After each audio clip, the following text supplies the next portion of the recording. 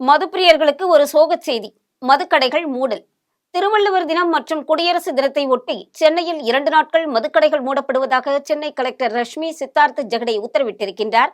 15/1/2025 அன்று திருவள்ளுவர் தினம் மற்றும் 26/1/2025 ஆகிய அன்று குடியரசு தினம் ஆக இந்த 2 தினங்களில் தமிழ்நாடு மதுபான சில்லறை விற்பனை கடைகள் மற்றும் பார்கள் விதிகள் 2003 விதி 12 மற்றும் தமிழ்நாடு மதுபானம் உரிமம் மற்றும் அனுமதி விதிகள் 1981 விதி ஆகியவைகளின் கீழ் சென்னை மாவட்டத்தில் உள்ள அனைத்து டாஸ்மாக் FL1 மதுபான சில்லறை விற்பனை கடைகள் மற்றும் அதனை சார்ந்த பார்கள், FL2 உரிமம் கொண்ட கிளப்புகளை சார்ந்த பார்கள், FL3 உரிமம் கொண்ட ஹோட்டல்களை சார்ந்த பார்கள் மற்றும் FL3A, FL3AA மற்றும் FL11 உரிமம் கொண்ட பார்கள் அனைத்தும் கண்டிப்பாக மூடப்பட்டு திருவள்ளுவர் தினம் மற்றும் குடியரசு ஆகிய 2 தினங்களில் மதுபானம் விற்பனை செய்யக்கூடாது என அறிவிக்கப்பட்டிருப்பதாக கூறப்படுகின்றது.